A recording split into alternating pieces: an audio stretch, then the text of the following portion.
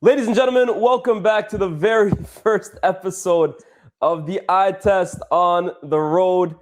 This is the most bootleg version of the eye test you're ever going to get. We have been trying to record this like 4 times in a row now. I don't even know how to explain it. Cam, my brother, welcome. I say welcome as if you're not part of the show. What you telling me, man? I feel like it's been a minute since we've seen each other. You're obviously in one part of the US. I'm in another. How's your World Cup experience been so far, and where are you at right now? Hey, bro, it's been lit, man. Obviously, we're fighting for our lives right now, but we've still been putting out the content. I actually haven't seen much of your content, bro. This World Cup, I'm not gonna lie, I've just been dropping my shit and just what I'm trying to say. So I haven't actually caught up too much of your takes or anything. Say no more, man. Bun your content too, bro. Yeah, I need to catch up. All I know is that the streets were telling me you were onto Cristiano, but we'll talk about that another time. We'll talk about that later. You know what I'm trying to say? So, but yeah, bro, honestly, yeah, like it's been a great experience. Obviously, being out here in America, we've said that we wanted to be out here. I'm obviously in Miami right now. I was in Dallas for a week where England were at. That was a great experience being with the England fans, going crazy with them. I got drunk, bro. It's like 50 degrees, bro. One drink sends you off. You know what I mean? Just one sends you off. You're waved after one drink, bro. It's crazy out here. You know what I'm trying to say? So it was lit then. And then obviously I'm in Miami now. Colombia. I was with the Colombian fans 2 days ago, Brazilian fans and the Scottish fans yesterday, sorry. And that atmosphere was unbelievable, man. Like, seriously, it's so funny because I was speaking to the Brazilian fans and I was going around, I was asking them certain questions, right? So I'm going to try and I didn't get enough to put as an Insta post, but maybe as a story. So I was going around and I was asking them, what would you sacrifice for Neymar to win a World Cup? Some man was saying, I'll sacrifice my cousin. Some people were saying, I'll quit my job. Some people were saying, I swear I'll stop partying. I'll stop drinking. Bro, it was so funny. Then I was telling them like it's Lent. Bro, you know what I'm trying to say? Then I was telling them, I'll stop drinking if Neymar wins the World Cup. Then I told He's them, the only Brazilian, by the way, who can say that. Literally. And I said to one of them, one of them said to me, I'd ask them as well, rank in order of who means the most to Brazil. Pele, Ronaldinho, R9, Neymar. And it was interesting the response. Pele was number one for everyone. But then it was the mix between the other three was quite interesting. I'm not gonna lie, it's quite interesting. But yeah, man, how are you doing, man? Obviously, I'm gonna be in New York soon as well, for England, Panama, and then yeah, man, back to work. So what are you saying though? I think I might be going to that game actually. I think I might be going sent to Panama versus New York and New Jersey / New Jersey. That's what they be calling it, man. Yeah. But I've been good, man. I've been in New York for most of the time. I've been crashing on my boy's air mattress here in Brooklyn. Just doing my thing, man. I went to Kansas City for like 12 hours, got in an hour before kickoff, watched Messi destroy my team, left the next morning, as you do, man. But I've been enjoying it, man. I've been enjoying it. The weather is nice here. And kind of like you were saying, just being able to experience all the different fans and watch amongst them. I've loved going to the watch parties and sitting next to Brazilian fans or sitting next to, I don't know, there was one where what was the game? I was near, what was it? I think it was, although there was Australian fans, like the amount of like different fan bases that all come together for this tour, Ecuadorian fans on top of that, right? Yeah. But the amount of like fan bases that are here and like supporting their team and just being in amongst it. We talked about 4 years ago, Cam, when me and you were with FTBL and we were doing streams on YouTube, right? And that's nice in its own way, but it's always better to be you want to be in the field for these kinds of events. And that doesn't even have to be at the games, right? Just being in and amongst it, feeling the atmosphere, feeling the vibes, feeling what it means to be at a World Cup. This has been an amazing experience so far, bro. And the tournament, hey, the football ain't been bad either, huh? Yo, I didn't expect the tournament to be this good. I've always said World Cups are great. I personally always feel World Cups are great. Take, man. Big take from you right there. Wow. Yeah. I would say you're so dumb. I would say like, No, but you know what I'm saying? I feel like World Cups always feel like they're saving football. I feel like when it comes, you feel like, oh my God, what football is saved. But I think 2010, okay, that was okay. But then there's been some really, really good tournaments, right? But I didn't expect the start of this tournament to be so good in all factors. Like, this is what we were talking about when we were talking about in the beginning, like the 48 team thing. Even though all these really small nations like Haiti and stuff are not going to go through, I don't think so. But bro, you see what I mean? Even when they get a goal, it just gives you a feeling, bro. You're just like, this is sick, bro. Can just I be honest with you, Cam? Yeah. I got to hold my hands up. I was a big critic of 48 teams. I was unfamiliar. I was unfamiliar. I think a lot of the teams that we went into this fearing that they could kind of be like, I don't know, on the receiving end of some absolute smashings, have actually played way better football than I thought. And that's not to say like, oh, they've completely changed the narrative, right? Because at the end of the day, Haiti are not going through. Jordan are not going through. Curacao will probably not go through. It's not like they've absolutely lit this tournament up, right? But it's been more competitive than I thought, right? Curacao got smoked by Germany. The following game, they just held Ecuador, who came in as one of the big dark horses, to a 0-0 draw. Jordan gave Algeria a heart attack, and they gave Austria real problems. I think Haiti honestly played 3 decent games. They lost all 3 of them, but I actually think they played decent in all 3 of them. So I actually have to hold my hands up and say 48 teams, there might be something here. I don't love the 3rd place rule. I'm still not a fan of that. Yeah, I would love to see it just be 2 teams. And the fact that now we're looking at Scotland are looking at could this result go in our way? And Algeria and Austria, they're talking about a draw does both of them good, but one team would rather finish 3rd because then they get an easier round. And that for me, I'm not a huge fan of. I still think that World Cup should be 2 teams from each group. But the concept of 48 teams has massively proved me wrong. And I have to say, I think the big reason for it, Cam, is the gap in quality between Europe and the rest of the world when it comes to football is rapidly shrinking. And I think we're seeing that this tournament. Like, I watched Japan and Netherlands go toe-to-toe for 90 minutes. There was no difference between the 2 of them. I watched Morocco and Brazil go toe-to-toe. And for large parts of it, Morocco were playing better than Brazil. I've watched teams from Europe Turkey, for example, Czech Republic, these European teams that we would automatically think, oh, Europe deserves more spots. They came to this tournament and absolutely disgraced themselves, man. Meanwhile, you're looking at South Africa, what they're doing, Cabo Verde, what they're doing. This tournament has really, I think, shown a light on the fact that the teams we consider as the traditional big sides and the rest of the chasing pack, I don't think the gap has ever been smaller than it currently is right now. Yeah, I can agree, man. We're seeing a lot of African teams doing quite well as well. I'm very disappointed with Senegal, not gonna lie. We all came into this tournament. I'm not sure if after everything that happened in the AFCON, if there's a hangover here now with Senegal, but I'm really disappointed with them. But I mean, look at what Ghana just did, bro. Ghana just held England, and let's be honest, listen, I'm supporting England. I'm all here for England, but they should have got a penalty. Yeah. They could have won. Ghana could have won, bro. Are you crazy? They could have won. Assaulted my man. Did we say? Konsa assaulted my man. Bro, it's absolutely crazy that wasn't a penalty. I was looking at that. I was like, hold on a sec. And even, anyway, England, I don't know. I think we're getting a bit favorable decisions. I'm not going to lie. Even in the first game against Croatia, I was like, that Kane retake, I'm not too sure about that one. But even Cote d'Ivoire, for me, they got unlucky against Germany.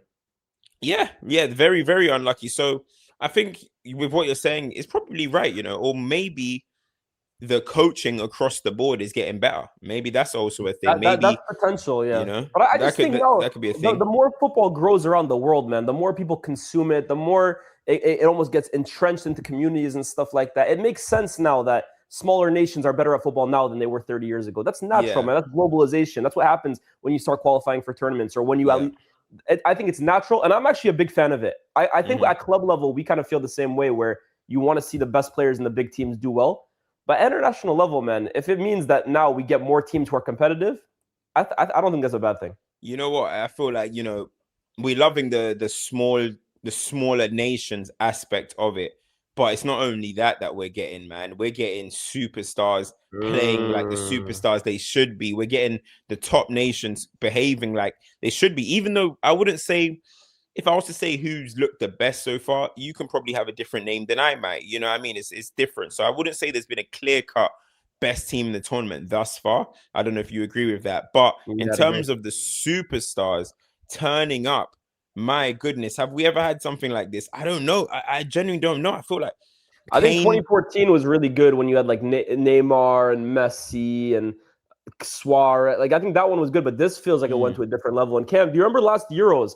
I think me and you were both complaining about how we felt that the big names at that tournament were really underwhelming. Like when you think of Cristiano scored 0 goals at that tournament. You look at Mbappe scoring 0 goals from open play. You look at, honestly, Kane, I thought, had a really poor tournament. There were a lot of big names at the last tournament that I was like, this, what are you guys doing here? And a lot of the noise came around about, like, the response to that was, well, they're coming off long seasons and they're tired and you can't expect them to play at their best level. They just came off 60-game seasons. Well, we don't have that excuse now. Look at the way Vinny, Messi, Haaland, Mbappe, Mo Salah even, right? Cristiano, the game that he just gave us. Yamal came and played well when he played. Yeah. This is what we're here for, right? I said 2026 World Cup is the tournament where the superstars remembered who the hell they are. Yeah. And I'm here for it. And we talk about the superstars, which I'm sure we're going to get into, but then you've got a couple of surprises, you know. It was this man Zambi fella at Switzerland, 3 goals. You know what I mean? You've got Saibari, who I only remembered that guy for chasing man that were trying to put the towels in the AFCON final. Like that's all I knew him for. All of a sudden he gets a move to Bayern.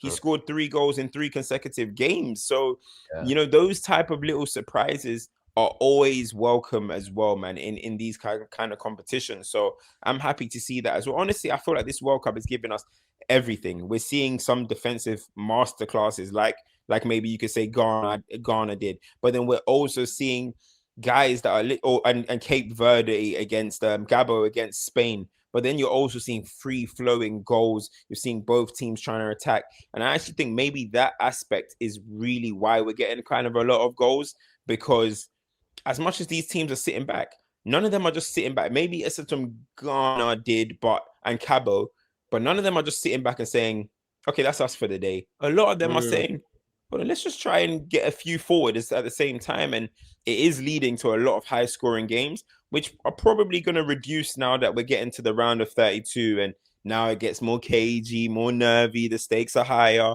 So maybe that's going to change. But honestly, I've enjoyed what we're seeing, man. And then, as I said before, when we were going into the tournament, we were talking about, like, not surprise player, but, you know, there's always just that bookie player who just happens to score at international level. You've got, what's his name? Oyezarabal. Yeah, bro, like, he's just banging goals. You got Kai Havertz scoring earlier, and you always get them ones that just pop up with these goals. That's like Kai Havertz. Nice. Put some respect on Dennis Undav, bro.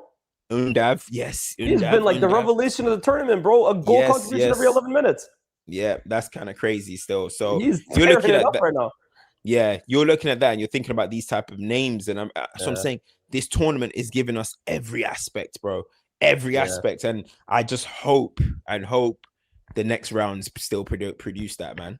Who's been your favorite player to just emerge that maybe you weren't so familiar with? Mine is the midfielder on Côte d'Ivoire. What's his name? Christ Inai Ulai. Okay, yep. 20-year-old central midfielder from Trabzonspor. Oh my word, bro. Like, you know, sometimes you're watching a player. I was watching the Côte d'Ivoire game against Germany. I wasn't on Twitter. I was just watching it on my boy's phone in an Uber. And I kept looking. I was like, who the hell is that number 26 or whatever number he was wearing? I was like, who is that guy? He's like weaving his way past Wirtz and he's playing amazing pass. This guy's amazing. Then we looked him up. He's 20 years old from the Turkish league. And then, of course, on Twitter, I go later on Twitter, everyone's raving about this guy. And I'm like, that's the beauty of the tournament. And honestly, Cam, you know, my big takeaway from this tournament has really been there's just talent everywhere. Yeah. And the Premier League needs to stop buying from within. Like, I'm seeing the fees that are going around this summer for players who've had one campaign in England, and we're talking 80, 90, 100 million. You look at this tournament, bro, there's a lot of great players that I think have just been unearthed recently, or they haven't maybe had as much shine, or maybe they haven't had that big move yet. I watched them. I'm like, there's no difference between my man here and my man over there. Like, I'm looking at Felix Mecha now, right? You have to be careful, though, with tournaments, though. Remember from Morocco, what was that guy's name? Unahi. Yeah. Where's he gone? You know what I mean? All of a sudden, everyone was saying they're club to sign him. Wouldn't you rather risk like 20 million on an Unahi or someone like that, or like 20 million on a guy like this? If they don't work out, it isn't the end of the world. Where I'm seeing 80, 90 million pounds being invested into one player. That is nuts to me. Like, I'm looking at Felix Mecha right now for me, Cam. I think he's one of the revelations of this tournament. I think he's running the show for Germany in midfield. And now, after 2 great games, you're hearing Man United, Man City, Liverpool, Real Madrid. Bro, the guy didn't spawn out of nowhere, right? He's been a player for the last few years, and now that he's done it on this stage, everyone's gonna say 80, 90 million pounds. But the point is, the talent was always there. You just have to be smart enough, or at least brave enough to kind of make a move for that. And I think that's my favorite part of the World Cup so far. You know, I was gonna say him. You know, I was gonna say now. I'm not saying that he's not somebody I didn't know. Obviously, I knew he came from Man City as well and everything. But was he at Man City? Yeah, he came from the City. He was in City's academy. I didn't know that. I know his brother is at Leeds. No. Oh, I didn't even know that. I think he has a brother at Leeds. Okay. Yeah. So when I look at him, let's make sure it's not the brother that was at Man City. Then let me make sure of that. I'm sure it might Felix. be. Hold on. You keep going. I'll look up for you. Yeah. So, but him anyway. When I was looking at him, like I'm talking about guys that are playing at a high level, and he is playing at a high level, man. Like he is looking like. I don't know if maybe I don't know. Stop me if I'm going too far, but he might be looking at the midfielder of the round at the moment. You know what I mean? I'm talking in terms of impressive. Like I'm like, yo, he is looking good. He is looking like he's ready for a big team. Do you know what I mean? Yeah. Like the size of him, the way he just controls the ball. Bro, he's giving me like Nzonzi. You remember Nzonzi and them, man? He's giving me them vibe. You know, now people might think, what, bro? Nzonzi was a damn baller who I actually think he's very talented. Very unlucky not to play for a better side. I just think he was really unlucky, but I'm looking at him and he's giving me them kind of vibes. He's keeping the ball, he's strong, he's showing his offensive presence. He's got like even though he's tall, he's got very good touch, soft touch. Like it's not like forced. For me, he's one of those players, Cam. I'm sure if you were to interview him, who was your favorite player? These kind of guys. Yeah. Grav is a good comparison, actually. Yeah. But he's one of those players. I'm sure if you had the chance to interview him, who was your favorite player growing up? There's only one name he would be saying. It's Pogba. You say what? Paul Pogba. By far, I'm positive. I would bet money that if you asked him a question like that, he would say Pogba. Like you look at the archetype of tall midfielder who can hoop. That's the Pogba frame, bro. Those guys all looked at him as inspiration. But yeah, I just looked it up. Both of them, Lucas and Felix, they were both in the City Academy, and they moved on from there. But yeah, he's been really I've had a lot of them kind of quiet gems in their academy over the years, bro. Man City, they really do. Definitely. Look at Brahim Diaz. I mean, look what he's doing right literally. Yeah. But yeah, man, I'm looking at him, and I'll say he's the one where, again, I knew of him, but I'm like, oh, okay, like hold on. My club need a centre mid at the moment. Like, can we maybe take a look at that situation? Do you know what I mean? So I would 100%. Put him in that kind of bracket, but.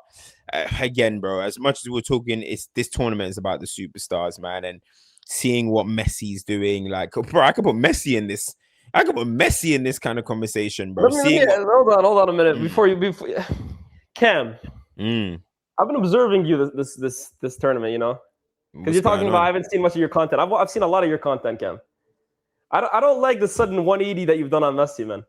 Because it wasn't too long ago that you were saying anyone who used to support Messi in uni or college or school. No. Don't say uni college. Now I'm saying, thank you, Messi, the greatest athlete of all time. Let me tell you something. Shameless, bro. No. Let me tell you something. I'll always be Ronaldo guy. Always. I'll always be Ronaldo guy. Always.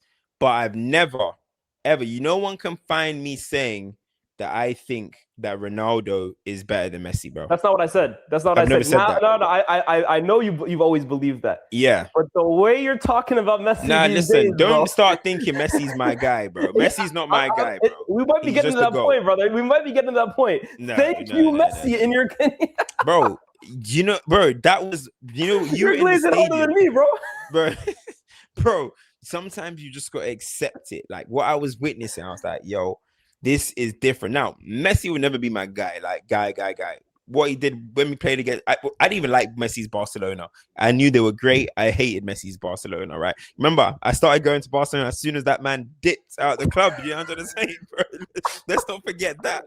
But at the same time, bro, with what he's doing, it's so late in his career that you just have to... Like, bro, if Messi was doing this at 25, I'd probably still be hating. You're gassing him more now than his last World Cup. Yeah, bro, you're right. You're actually right. You're actually damn right. You know what it is? It's just like, bro, it's his last. It should be his last run, and you're just kind of giving it, and you're just like, damn, bro. Like, man actually watched Messi from his debut, bro, to now. Crazy. And it's just a different level of appreciation for me, man. That's what it is. It's just a different level of appreciation that it's just. Remember what I told you at the start, man? You asked me who's the player. We said this on the pod. Who's the player that could enter the Ballon d'Or conversation from nowhere because of one World Cup? And I told you it was Messi. And now, bro, if he wins it, I think he's gonna win the Ballon d'Or, man. And I actually can't lie, bro. Argentina, like they look good. I had them as my second favorites behind Spain.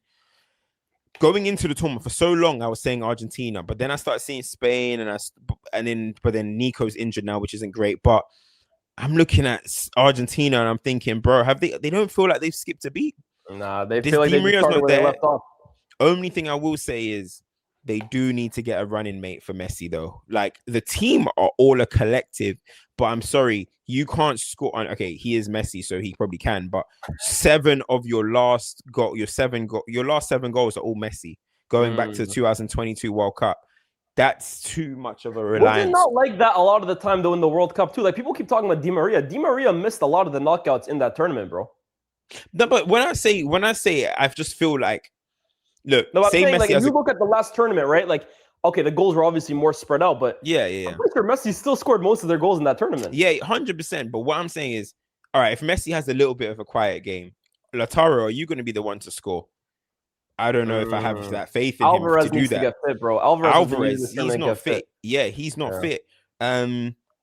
I mean, is it fair to even ask that to be Enzo? It's not fair for me to say, oh, Enzo, I need you to be the one to start banging the goals if Messi's not.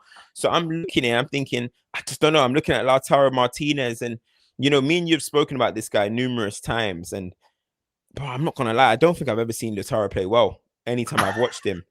I don't think I've watched a Lautaro good match. Not once. I'm not even gonna lie, bro. Like, I don't think I've ever watched him play good. And it's That crazy because you go to his stats and you see 30 goals and I'm like, okay, but when I watch him, I'm just like, yeah. I don't know. I just don't know about this guy, you For know. me, So if Argentina play against the Netherlands and you're up against Van Dijk and Van de Ven and Ake and whoever Daneka, bro, if Alvarez is injured for that game, I'd be worried because I don't think Lautaro can really occupy that level of defense. I hear what you're saying and I agree. Yeah, and that's my only concern. If Argentina can just listen, the tournament, as tournaments go on, random people start popping up. You score from a set piece, anything can happen, right? But Argentina are going to be there or thereabouts. And listen, for me, if Messi wins this World Cup, that's kind of opening up for them. Yeah, that's looking like a semi-finals minimum, bro. They could play Portugal in the quarters, bro. Yeah, if Portugal win their group, they need to beat Colombia because if they don't beat Colombia, they finish second. Yes, but okay. I look at Argentina, bro. If Messi wins this World Cup at 39, I think this is the greatest achievement of his career. Of course. I think this would be like the pinnacle. And he's done a lot of amazing. He scored 91 goals in a year. He's won trebles. He won the World Cup already. But this would be do it in this tournament where you're looking at Haaland and Mbappe at the peak of their powers. You're looking at Yamal entering the frame. You're looking at France having this super team. And Messi at 39 coming off an MLS season wins the World Cup. And he's playing the way he currently is. That would just be like, oh my word, bro. That's the best thing he's ever done. I think I agree. Actually, I agree. I mean, all them Ballon d'Ors, everything. This is it. For me, this is more impressive than anything he's done in his career if he doesn't know. Yeah, it will be incredible for him to do this at this stage, like, especially considering that people just thought it would be a farewell, thanks to the world of football. I was telling you, Cam, I didn't want him to, after the World Cup, I wanted him to retire after last World Cup. I was like, what more do you have to prove? He's actually in Miami tomorrow. Argentina play tomorrow, right? Yes, against Jordan. He's in Miami tomorrow. I'm gonna have to see what's going on tomorrow? there. I think it's the day after. Oh, is it the day after? I don't know. Or he might be there tomorrow for he's probably gonna be training or whatever.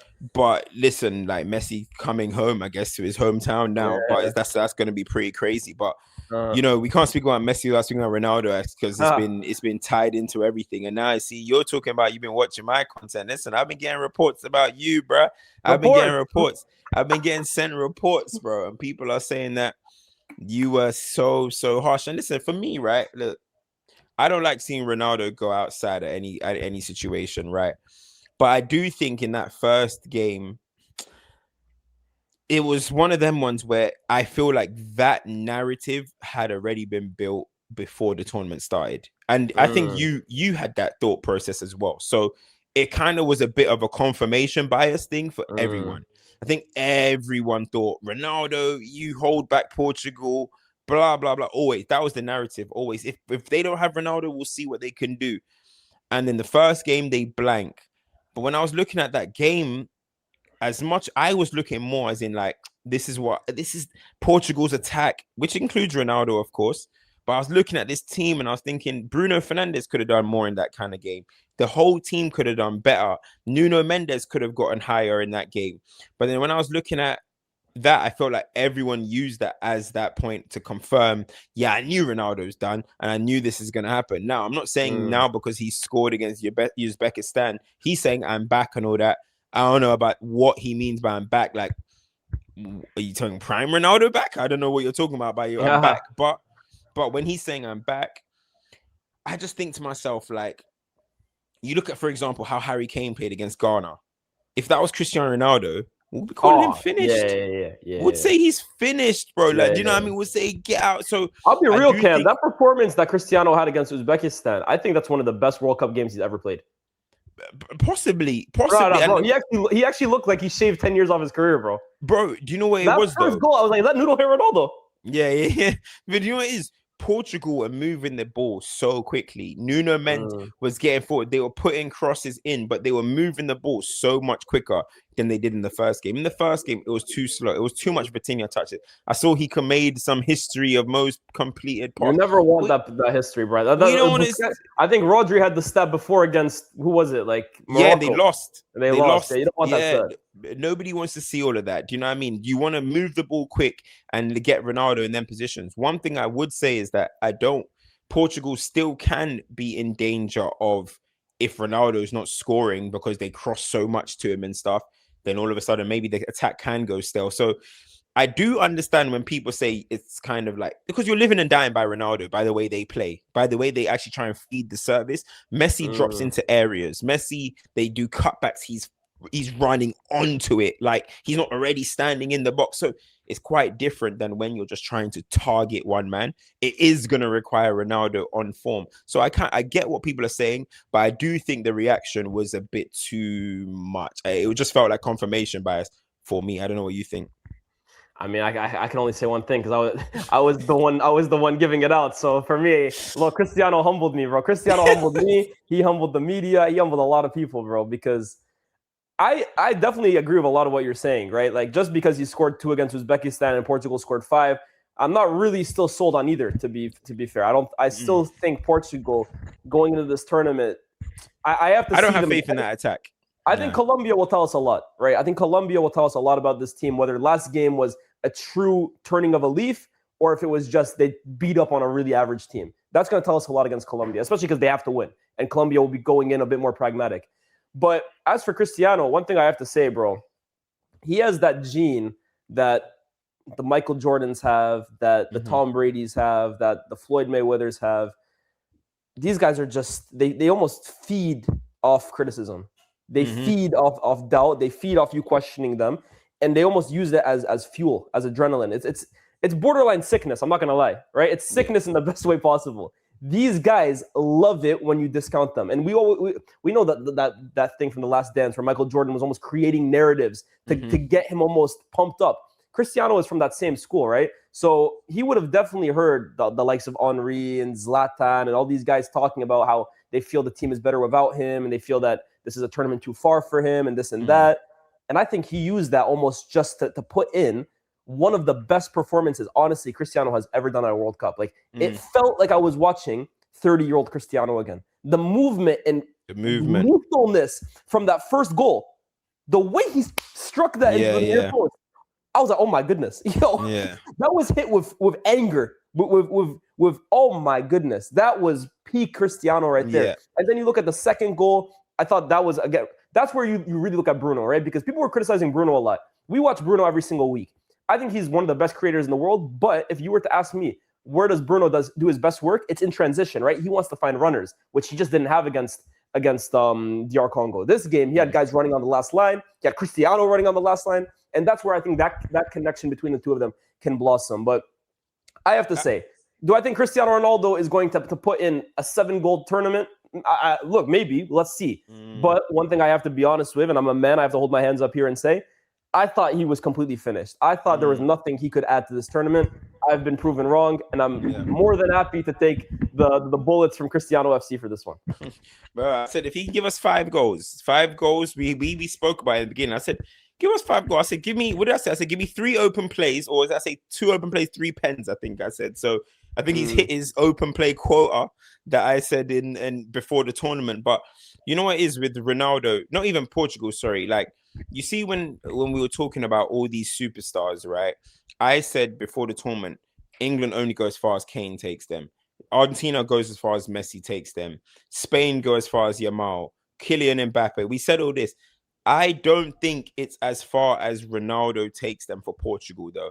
I do think it needs to be Bruno Fernandes, bro. I do think it needs to be Bruno Fernandes. He has to be the X factor, in my opinion. Ronaldo is the last line. He's the last point. You know what I mean? I need Bruno to be Manchester United Bruno of this season. I think if Bruno drops stinkers, Portugal are in trouble. I think Portugal are in trouble. I don't think at Ronaldo at 41 years old, it's all on him personally. Like, and again, he's gonna want it. He's Cristiano. He's gonna embrace it. I'm back. Blah blah blah. But I don't think it's the same as all the other superstars. Where I think if Kane ain't on it, as we saw against Ghana, forget it. Forget England. You know what I mean? If Messi ain't on it, forget. I don't think that has to be the case necessarily. And I know Ronaldo is such a figure, but I'm just saying, like, I think if Bruno Fernandes, like, we need to hold him to them standards. At the same time, we need to hold Bruno to them high standards. And I know he's the only midfielder of the bunch that I've said that the rest are all like forwards. But I don't know. It is going to rely a lot on Cristiano's scoring because of his presence, because he's there. But if Bruno is Bruno and can create and can put the ball on Ronaldo's head like we know he can, I'm not saying Bruno score 5 goals. I'm saying Bruno be the assist-making machine, chance creating machine that you are. Bruno doesn't just feed Benjamin Sesko, does he? No. Bruno's feeding every man on the team. So do the same. Feed Rafa Leao when he comes on. Feed Neto. I'm not saying Neto's a world beater, but I hear what they're saying, but I think Portugal have to be playing in almost like that game against Uzbekistan. Everyone was just moving. There was so much free-flowing football. Players were intersecting. That's where I think then Bruno is just like he enters flow state and he's just finding players and he's finding runners. But I'm not saying Bruno can't create an open and set defenses. I'm not going to insult him by saying that. But I do think Bruno's at his best when everything around him is just in free motion. And he can just find runners on a dot, like on a dime like that. But on the topic of creating and assist leader, can we talk about Michael Olise in France and Kylian Mbappe, of course? Because I think those two, we are looking at maybe the best 1-2 punch in the tournament at the moment, Ken. Unless you can find me a different one. I think Olise and Mbappe is the best 1-2 punch at the World Cup this summer. And I think if France are to win the World Cup, when it's all said and done this summer, we will look at that halftime decision from Didier Deschamps to swap Dembele and Olise's positions as the one that made the catalyst for the rest of this tournament. I think the thing is, in some of the warm-ups, I think Olise was playing in the 10 area. So when the tournament started and I saw that it was Dembele in the 10, I was surprised. I'm not even gonna lie. Like in the 2 warm-ups, I saw Olise in the 10, you know. So I was kind of surprised about that. It was almost like a 4-4-2 in that first game, right? Dembele and Mbappe up front together. Yeah, it was a bit, but Dembele was meant to be off Mbappe. It was just a bit. Dembele's getting shoehorned a little bit into this team. I'm not gonna lie. Like, I don't think Dembele. It sounds crazy because he's the Ballon d'Or winner, but I actually don't think he should be starting. I'll be honest, right? In this team at the moment, but. Yes, the way Olise is playing, him getting that little assist from Mbappe's left foot strike, though. Wait, the last one, did he get an assist for that? No, yeah, he got. He passed it, and Mbappe took the ball. That ain't an assist. I'm talking about like the first goal against. Of course. Oh, the first man. goal, that little slide, even the little outside the foot pass to Dembele. For Dembele to score. These are just the assists, right? Olise has just been putting chances on a plate for these guys, man. Running down the line, going wide, coming inside. Olise is playing at a different level, and Olise is now establishing himself as one of the best in the world. He's one of the best in the world. Yeah, he's getting to that level. The thing about Olise that's going to hold him back when people talk about superstars and stuff, but we keep it football. We don't need to talk about the other stuff. But he doesn't like interviews. He hasn't got a boot deal. He doesn't got all of this type of stuff. But I don't really care about all that. What I care about is the pitch. I think that almost builds his brand a little bit, though, to be honest. A little bit of the mystique, I think if I'm a Nike or I'm an Adidas, because I know right now, at least I don't even think he's signed to a boot deal, right? He hasn't got boots. Yeah, but I think all of that, right? Like all the fact that he doesn't want to wear a specific boot because it doesn't fit his aesthetic, that for me is marketable, right? It's similar to Cole Palmer when he was really at the pomp of his popularity. And people like his awkwardness and his bluntness almost became a part of his image. And I think similar will happen to Olise. And the thing is, you don't sometimes even want to water that down because I look at Palmer now, like look at Palmer's Instagram stuff. He's a walking advert nowadays. Cole Palmer this and cold ice. Allow it, bro. They commercialized his awkwardness too. Yeah, allow it, man. You know what I'm trying to say? So I don't mind it with Olise. But anyway, back to the football. The way he's playing, the way France are playing. The thing about France is like, Listen, you always, I know me, you always have beef about Deschamps. We always have this little, I'm always team Deschamps. I know you're not really much, right? And listen, I'm not happy that Turkey's not starting, but I understand at the same time with the names that they have. But I can't lie. When I go into the tournament, I was thinking, is the hype about France a little bit too much? Are we just doing FIFA where it's like, oh, they have all these attackers can't play on the pitch at the same time? But so I was thinking, could France be one of them surprise ones that, oh, they have a sneaky bad World Cup?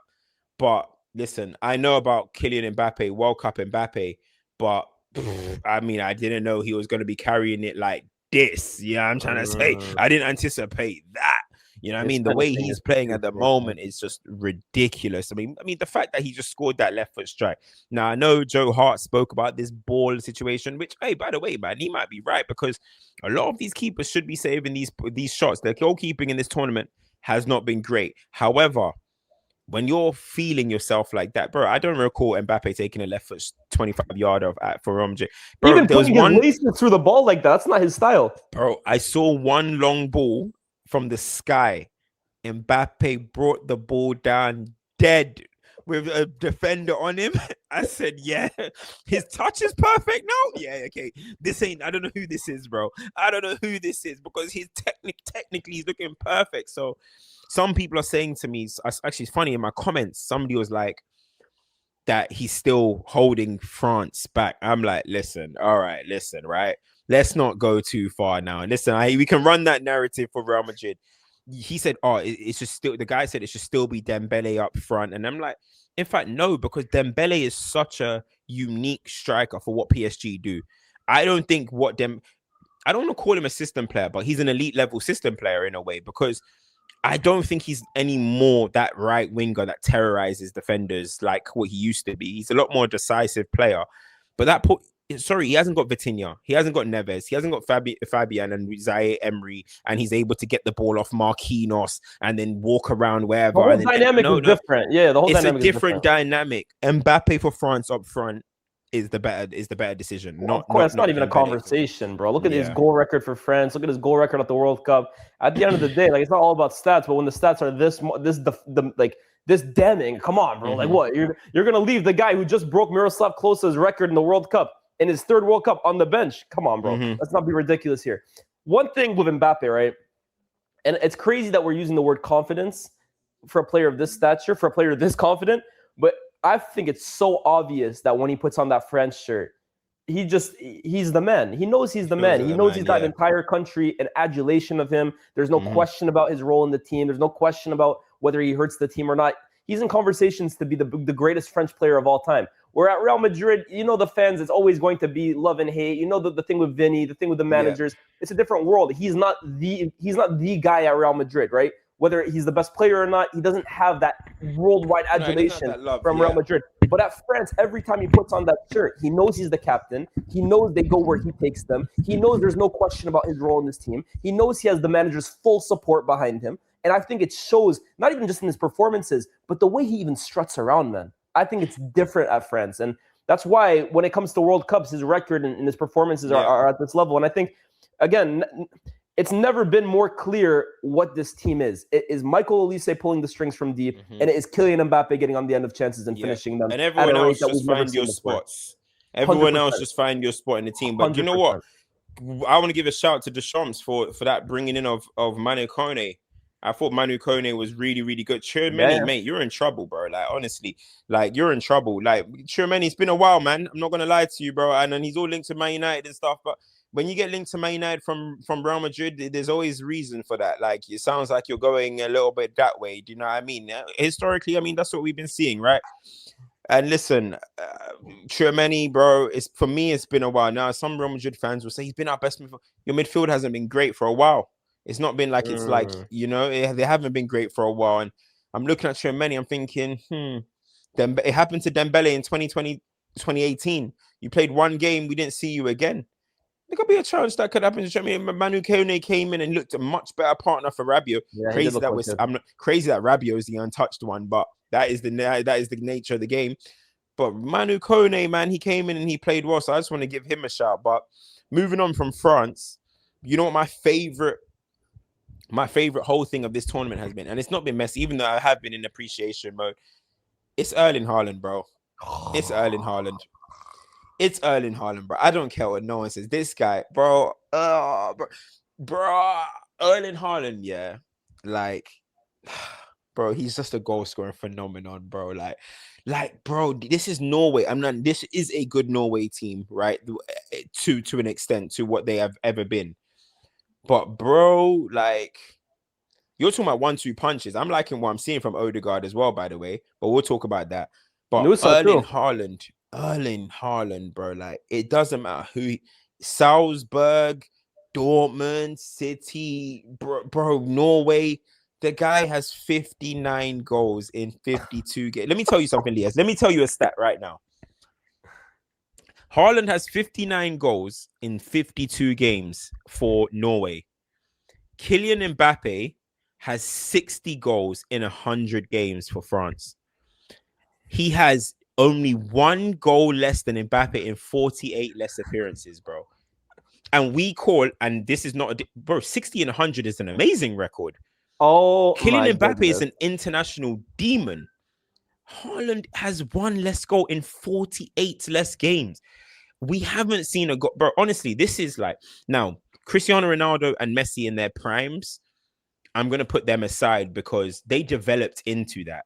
But we haven't seen someone just come out the gate like this, bro. Probably, like, the history books will tell you it's Gerd Muller.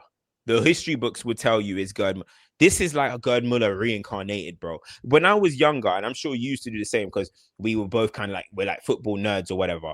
Bro, I used to go on Wikipedia and just read Gerd Muller's stats, Puskas stats, Di Stefano stats. And I used to be like, this can never, like, what? Like, Gerd Muller scored more goals than games. Like, what video game numbers. Haaland, that's Haaland, bro. Like, I was saying, I just want Haaland to score 1 goal this tournament. I think we did a video. I think we did a video. Nah, I can't remember. And he was always going to score more than 1, man. Against Iraq, minimum, he was going to grab a few. Bro, but remember, it was Senegal and France. But, bro, Erling Haaland can score against anybody, bro. This is the best goal scorer of a generation. This is one of the best goal scorers he's ever seen. But let's be honest. How much, when Haaland scores, do people kind of credit it to his teammates? Oh, his teammates create for him. So when people are looking at Norway, I remember some people saying, is Odegaard going to create for him? He's showing that even as a poacher, that's what I love about him so much. He's seen as a poacher, and somehow he scores no matter what, no matter who his teammate. You could be poor, you could be average. He's scoring. Bro, I just think that's incredible. He scored what? He doesn't pick up the ball from his own box and score, bro. He managed to make average players look creative, bro. I'm no disrespect to Norway, but like, you know, when he's not playing well, we say, oh, he didn't get chances created for it. How does he score at such a volume, no matter who he plays with, bro? When he doesn't really create himself. It's crazy, bro. I think he's like you basically what you kind of alluded to. He's the easiest player in the world to create because, like, that's it. Yes, you just put the ball wherever, and he's so athletic, he's so intelligent, and then he's such, bro. For the most part, I mean, at times of City, he's shown some spottiness, but for the most part, he's 1-1, right? Like he's pretty much scoring whatever you put. Like the miss that he had against Senegal, where he wins the ball off the goalkeeper. Which, by the way, another thing we don't talk about Haaland at times is press. Is he the most fearsome presser along with Osimhen in the game? Like, the guy's footsteps must sound like Godzilla, bro. You see honestly, a 6'5" monster running at you, bro. You can see that freak running at you. I'm panicking too. Yeah. But that miss that he had with the open goal, that's seen as unnatural. So yeah. I think like you look at the second goal. I think the second goal against Senegal was the one where I was just looking at my friend Byron. I was like, what the hell are we watching right now, bro? Where the ball goes across the box. I think he misses it, and like his head's in his hands. He's annoyed. And then he quickly looks over, and the ball's back in the box.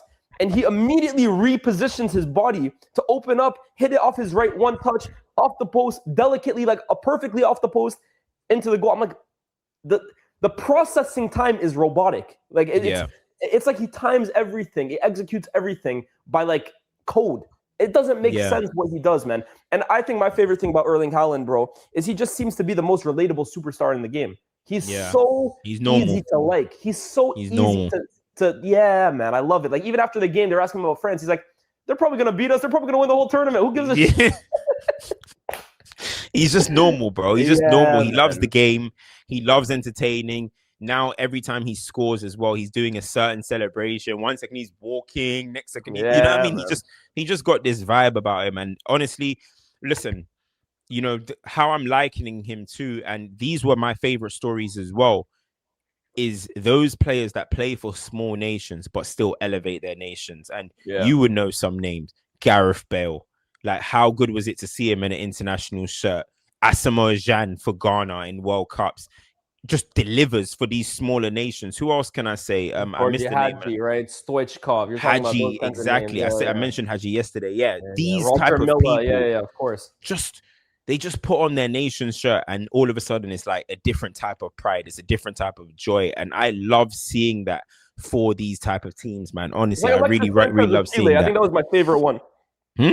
Alexis for Chile. That I think was my favorite. I think my favorite is Bale for Wales. Bale too. But what Alexis did, winning 2 Copas on Messi's head for Chile, is ridiculous, bro. But this is what I mean, and I didn't know if that was going to be Haaland at a World Cup. I knew it for what his qualifiers were, but I just didn't know. You know when you just think, the team's eventually going to get you down. Like Loa always seemed to kind of get drowned out by Poland and Zlatan with Sweden. It just never, you can get your old goal, but it just didn't really feel like you. I do think his supporting cast is better than both of theirs. I do, but I also think, again, like Sweden, I always used to say, I think Zlatan early on in his career with Henrik Larsson was a decent team, but Zlatan wasn't the finished article. And when he got to his prime, I didn't think he had it. In his prime, you're right. Yeah, but that's not even to take away from Haaland, because again, I think it's easier to create goals for Haaland than it was for Zlatan. Right? Zlatan is he becomes your entire system. Where Zlatan himself said it best. He knows his strengths and his weaknesses better than anybody. Yeah. He doesn't try and do anything he knows he can't do, and he knows that what he can do is damn near at a better level than anybody there is. Like, we talk about the goals he scored in Odegaard and this. He scored 12 goals in qualifiers, and Odegaard largely wasn't even there, right? This guy could score. I keep saying he could score 20 goals in the Prem for Burnley, in my opinion. I genuinely believe that. I think he scored 20 goals to anyone in the world. So that's why, for me, going into the World Cup, I knew I did. Look, 4 goals in 2, Norway 6 out of 6. I can't pretend I saw that coming. But Haaland not scoring only scoring 1, that's unfathomable to me, to be honest. I feel you. How are you doing in your Splash Sports situation?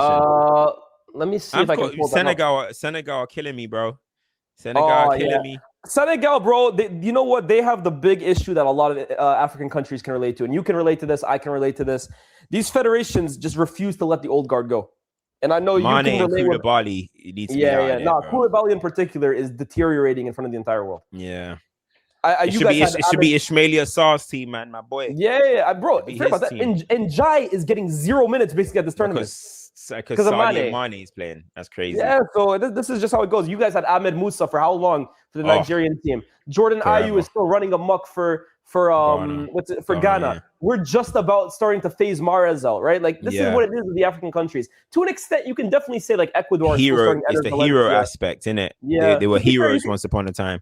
Let me not pretend it's only an African thing, because look, it exists everywhere, right? Enter Valencia, Cristiano, all these guys. You're never gonna get these guys out lightly. They dictate when they leave, but I think that's a big issue. Koulibaly has been genuinely horrible at this tournament. Horrible. Yeah. But Splash Sports, I mean, we entered with 3 different. Did you do 3 different? I did 3 different ones. All of them are still alive. They're all still alive.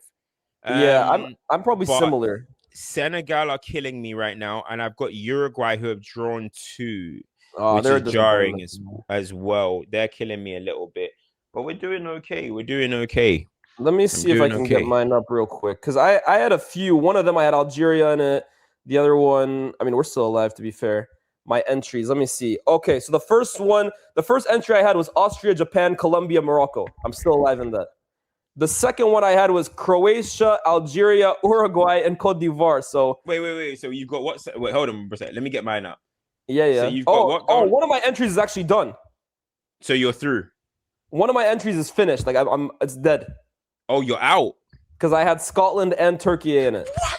What? But Cam, I was trying to like I made the first two the ones I really believed in. The third one I was like, I go on then. Like let me just okay. So the one that is dead, I had Ecuador. Wow, oh my God, Ecuador, Switzerland, Turkey, and Scotland. Fuck, That's a I'm so happy. howler.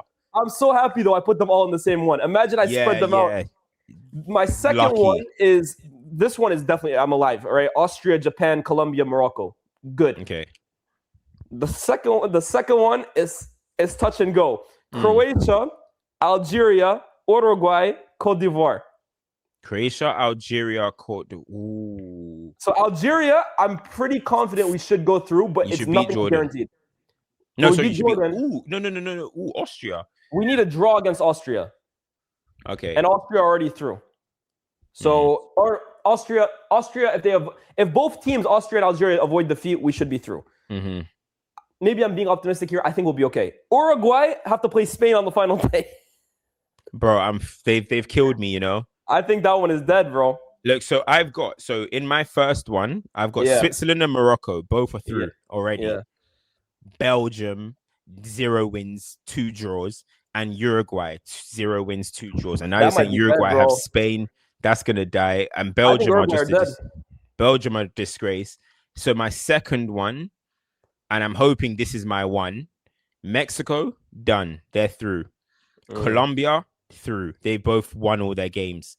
Japan, 1-1. So 1 win, 1 draw. So I'm hoping that should come through. Croatia, 1 win, 1 loss. And they got Ghana last. Should still be okay, though. Please beat Ghana. Avoid defeat and they'll be okay. 4 points should get you through. And then my last one is USA through. Senegal lost both their games. They're going to kill me. They're in Austria, 1-1. Lost 1. And Ivory Coast, 1-1 and 1 lost. So I'm really hoping on that second one. Croatia, Colombia, Japan, and Mexico, man. Yeah. Come on, please. Come on. I just need one to go through, bro. I'm looking at the tournament right now. Not to make this a whole Splash Sports thing, guys. We can talk about the tournament, but the amount of brackets the amount of ones that are still alive out of 7,408, there are still 6,048 left. So approximately 1.5 damn near have basically been eliminated. 1,000? It's ain't that 1,000 on the dot. We had 7,408 entries. 1,400. So 6,048 are still alive. So maybe 1,400, 500 are gone. But as we said, there could be numerous entries that are just out of it. So we'll see, man. We'll see.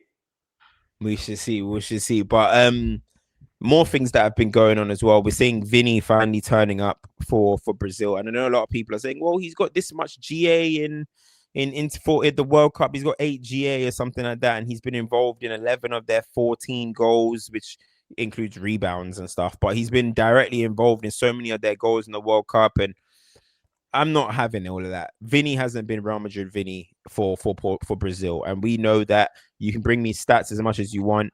And this Vinny is looking more like it, and it's still not even Vinny one. But if he's going to be decisive, that's important for them. If he's going to be scoring goals, be decisive, pressing well, like how he's doing, then great. You know what I mean? So I'm just happy to see him kind of put some things to bed, and he become the fourth player to score in 3 consecutive games for Brazil. The other ones, R9, Rivaldo, and Romario. That's always great company. That's some of their best World Cup performers, bro. Yeah. So great company to be in. You know what I mean? Not even Neymar has done that. So shout out to Vinny on his performances. But I mean, again, he's just another one of them superstars that are delivering. I don't want to stay too long on it. Obviously, there's the England situation. I mean, that performance against Ghana was something. Listen, you know how I feel. But I had Tom Garrett pleading with me, bro, saying, bro, bless them, man. I seen the replies. He was just like, bro, let's just go easy on them. And I said, you know what? I'm gonna do that. Say no more. I'm gonna support. Drummy accent, man. I know Tom Garrett was drunk when he was texting that to you, bro. Even though he's like, Cam, I know I rate you. I like Tom, man. I love Tom, bro, but I know he was plastered when he was sending that to you, bro. Bro, probably. But honestly, though, bro, like England. Listen, some people say that Croatia game was the best we've had in the tournament in years. I'm thinking, why was the first half so bad? That's how I see it. Why was the first half so bad? You guys just make me laugh, bro. I was on a different podcast. I was saying, yeah, you guys didn't know England won the World Cup after last game. That was it. This is what I'm saying. You guys just kill me, man. Tuchel became the biggest mastermind of all time by telling the team, do better at halftime. Like, wow, okay, that's what a manager should do. You I have to don't give him more credit than that. Come why on. did we start so bad? Tell me why we started so bad. I don't care about what you. It wasn't why a did we bad start so start bad? per se. It was more of a back and forth game, and in the second half, I thought you dominated them. You guys didn't play bad in the first half, bro. No, it was bad. It was bad. I wasn't moved in the first half, bro. I wasn't moved in the first half. We got lucky. Got a penalty and bad performance. We got a penalty and we got lucky. It shouldn't have been a retake. You know what I'm trying to say? It was just whatever. I don't know. I'm not impressed. You know, and in that Ghana game, I for one wasn't surprised. I'm seeing other people are surprised. I for one wasn't surprised. But I'm not even gonna lie to you, Lyes, bro. Like when I'm looking at this group stage, I don't even like his team selections. I'm looking at his group stages. And I'm thinking to myself, like, I'm starting Kobe. I'm starting either one of Anderson or Rice. And then I'm starting Eze, bro. You think I need people, right, that are going to progress the ball and be good in these half time. Jude Bellingham is a moments guy. He's great. He's a moments guy. He is, right? Declan Rice in this setup against these teams, him and Anderson. Anderson is the one getting the ball off the back four. Rice is half fit. Can we stop this limping gimmick? He's walking off each game, holding his calf, limping, blah, blah, blah. Don't play him then. Let him get fit and ready. So when we play Mexico in flipping Azteca, or when we play flipping potentially play whoever, Brazil in the quarters, there, I want Declan Rice, bro. Do I need Declan Rice, Anderson, and Jude Bellingham with, let me not even start on them two wingers, right? Do I need that, right? Yeah. Do I need that against Ghana, against Croatia? I don't. What I need is progressive play, guys that are going to get on the ball on the half turn, the guys that are it's going to be quicker, it's going to be zip. Declan Rice, we're there for the moments of the set pieces and stuff, but in these low blocks, he's not really doing anything in this particular moment, and to be honest. And then you got Jude Bellingham. Moments, yes, okay, you might get us a moment. You scored that goal in transition, which is great, but we're not going to be playing against much transition. If we were playing against lots of transition, I would say Jude Bellingham plays one of the best ball carry drivers, kind of in his position. But we're not doing that. We know we're playing against lower blocks. Give me an Eze who can get the ball on the half turn. Give me a Kobe. Anderson's gonna punch them passes in, and in the winger situation, he is. Nah. And Tuchel is demented for playing Gordon and Madueke, bro. He's a sick man for playing that wing duo. Not just one game, but 2 games in a row. He is a sick, twisted man for that shit, bro. I wouldn't wish that on my worst enemy, bro. The guy gave Rashford 10 minutes. 10 minutes, and he had a good cameo just the other, bro. Oh my god, bro. Gordon and Madueke. I think that's been one of my favorite things to watch this tournament. Is just. So, but what I don't understand, if Saka is fit enough to play, a bit. Hold on, my light just went off. All right, keep going, bro. Give Saka some. Start Saka, then take him off. Start him. Start Saka. Start Rashford. Let's be feared to start with. I'm looking at man are doing diagonals to Gordon, and man are doing diagonals to Madueke, and nothing is coming out of it, bro. Ever. Nothing is coming out of these diagonals that they're bringing down. So I'm at the end of the day, for me, bro, Thomas Tuchel, he's sabotaging us a little bit there. But I want to see a change in the midfield a little bit. I want to see that. And by the way, I'm not saying get rid of Rice or Anderson or Jude Bellingham. I'm not even saying that. I'm just saying in a tournament, sometimes it depends on who you play. You get me? Deschamps said Tchouaméni. You just sit down for a sec. Manu Kone come in. Why can't we? For me, it always feels like with England, we give so many men this kind of untouchable status. We always do that. The only person that should be untouchable to start is Harry Kane and Jordan Pickford, right? That's it. Even Kane, if you're not got it going, bring on Ollie Watkins, bro. If you haven't got it going, bring on Ollie Watkins. It's as simple as that. And you know why I'm just laughing so much, bro? You know why I'm just laughing so much, bro? Bro, it's like Men in Black, bro. Every single time with England, it's like we press the memory button. You guys, your memory fades, and we go into the same. I was hearing these same conversations 2 years ago, 4 years ago, exactly, 6 years ago. Exactly. And what's annoying me is that people are trying to say it's a lot different than Southgate. I'm like, Nah, in fact, the vibes on the Southgate was better, bro. The vibes on the Southgate was better. I'm not too sure about this, bro. Towards the end, they got toxic. I think towards the start of the journey, it was fun, it was new, it was fresh. Come on, bro. I remember last Euros. You guys, bro, the guy was getting like, he was about to get the chased out vibes the are country, better, man. Josh Denzel had the camp going well. You know what I mean? The vibes are better, bro. Wait, you're not messing with Andrew Mensah? The vibes are better, bro. That's all I'm saying. You're not messing with Andrew Mensah and South England camp. I didn't even know. Lions Den. Bro, the Lions Den with Josh Denzel, he had the camp rocking. You know what I'm trying to say? But Andrew, he's probably doing his thing. Is it a problem that England's manager is not English? Bring back Josh Denzel. All right, Josh. They underestimated your influence. Bro, listen, I'm not going to say too much, man. I'm not going to say too much. I said out. But now, honestly... Andrew Mensah ain't cutting it. I ain't seen the Lions Den with Dan Burn yet, bro. I ain't seen the Lions Den with these man. I'm just seeing the Lions Den with Noni, and I'm like, are they? They're trying to. You know, I know what they're doing, or I know what England are doing, but I need the old school versions, bro. I need the old school versions. This is the first time all inclusive. I need all inclusive. It's not looking all inclusive right now, Lyes. It's not looking all inclusive, bro. That's all I'm gonna say. But we move, innit? We move. I'm fucking crying. This is the first time I've heard someone attribute England's defeats or their poor performances to fucking Lions. Hashtag bring back Josh Denzel. Bro, I'm telling you, bro. All inclusive, bro.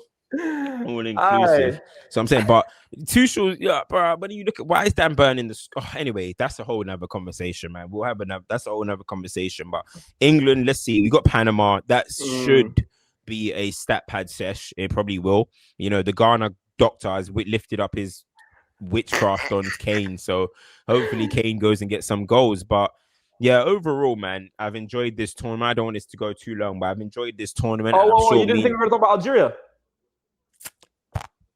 What, the team that let Messi dump their first hat trick on him? That's history, bro. Yeah. We'll never forget us now. But at least we're both on the list 3 times.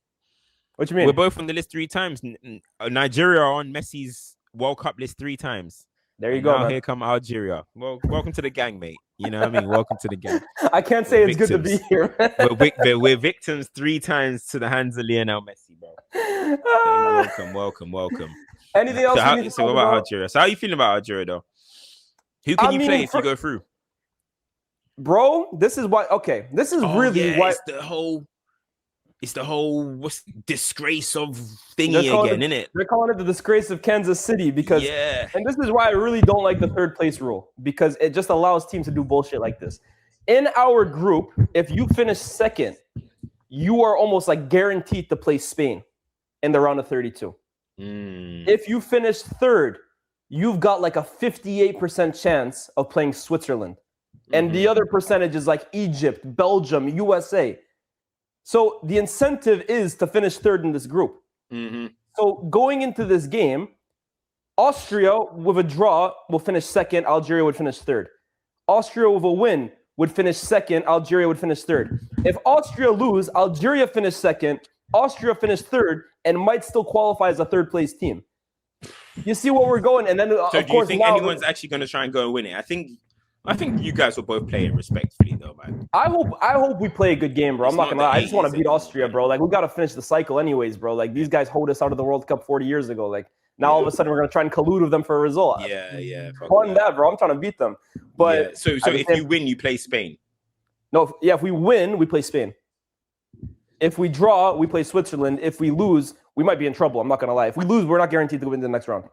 Still are a good team anyway. I mean, just win your games, get your confidence, and anything. Let the chips will fall. The chips will fall, man. You know what's crazy though? Favor of avoiding. This is sounding like in the NBA when Denver were trying to avoid this, and just play the game, bro. That's how England got to a World Cup semifinal, bro. Remember that game against Belgium?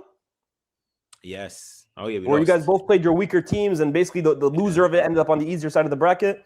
And then we went and lost the 3rd place playoff to them again. Yeah, but my point is, hey, we're not in a position where we're going to compete, so it doesn't really matter that much for us. It's just, we go around further, maybe. It's not like Switzerland are a bad team either. But you know what's crazy, Cam, is that if Canada had drew to Switzerland yesterday and Algeria progressed as a third place team, the round of 32 would have been Algeria versus Canada in Vancouver. I'm devastated, Battle bro. of Lyes, bro. I'm devastated. I was gonna be at that custody game. of Lyes game, bro. Bro, I wanted. Can you imagine, bro? England, Nigeria at Wembley in a World Cup. Oh my God, bro. I'm that gutted, would be bro. something else, bro. That's a once in a lifetime experience. I'd paint my gutted, skin. bro. I'd paint my skin half and half, bro. Road talks, bro. I'm Half gutted, and bro. I half. wanted it to happen so bad, man. That's crazy. Nah, that's unlucky. But as I said, this tournament has been good. It's been exciting. I feel like everybody that we wanted to see turn up is turning up. I'm just excited for the round of 32. It's getting all confusing, as you said. It's getting all this if this team and if that. It's getting a little bit confusing. So I'm kind of just waiting. The only thing that we do know is South Africa v Canada. That's definitely happening. Can I ask you your thoughts on this before we leave? Canada are going to play that game in LA because they finished second in their group. They're going to be the first host country ever to play a game out of the World Cup not in their country. Don't you think FIFA should have done something where if Mexico or Canada qualified but as a second place team, that game still should have been in their home country? I agree, yeah. Because the US, if they finish second or third and qualified, they're still in the US. Yeah, what's the point of it being a home World Cup if they're not going to be at home every game? Exactly. It just feels like, it's US and then the occasional game in Canada and Mexico. Yeah, I agree. That's ridiculous. I didn't know Bro, that, I can't believe it, man. If they had won, they would have played round of 32 and a potential round of 16 in Canada. Now they don't go back. That's crazy. So wait, if they win and they go to the round of 16... We're still in the US.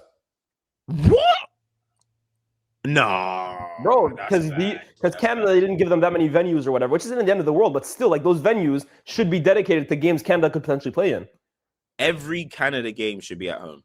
That's what I'm saying, bro. And they're about to be playing in LA. If South Korea had won yesterday, because they topped their group, are gonna play every game in Mexico, or like round of 32 and round of 16. I don't know how it goes past that. No, because the quarterfinal is round of I'm not sure how it would work that way. Potentially, I don't know, but I know for sure Canada are no longer playing in Canada anymore. No, that's crazy. At a host World Cup. Nah, that's bad. They done Canada dirty. They done us dirty, man. I couldn't believe that, bro. That is bad. That's poor. I feel sorry for the Canadians in Canada. Bro. That's ridiculous. So all the vibes are gone. It's not like we qualified out of the group. We just finished second. That's dead. Now it's Canada's going to turn into a watch party central. That's all it is going to be. I hear it, man. But that was like a 12th man, bro. We were riding off that. Like, bro, and you know what? See the Canada games, the whole stadium was red, bro. That shit was cool. Thanks, bro. We almost ended up playing South Korea next round. And you know how many South Koreans are in LA? That would have been a home game for them, bro. Oh, South Korea are disappointing to losing to South Africa. That was very disappointing. I can't lie. Czechia are just the biggest bums in this group, man. They made us think South Korea were cold, bro. Yeah. Japan, I'm happy. I'm still loving watching Japan. Do you know what? I searched it. I don't know if you saw, but I quote tweeted it. But I searched Japan in my search bar. I had no idea that I said they playing the best football of the 2022 World Cup. And I didn't realize that I said that because when I'm watching them now, I'm still loving the way Japan play. But honestly, so, okay, let's quickly, before we wrap it up, right? Because we both got things to do. Biggest disappointments? Team or player? Both. The biggest disappointment team-wise for me is Senegal. Yeah, okay. The biggest player... Yeah, go ahead. I'm going to go back. I'm going to go Belgium. Yeah. Fair answer. The biggest disappointment for me player-wise... To be honest with you, Cam, most of the players we came in here like expecting something from have delivered. So it's tough to say a player that has disappointed me. Maybe De Bruyne. Oh, that's me being like nitpicking. To be honest, I don't like De Bruyne is kind of washed now. So how much can you really be disappointed in it?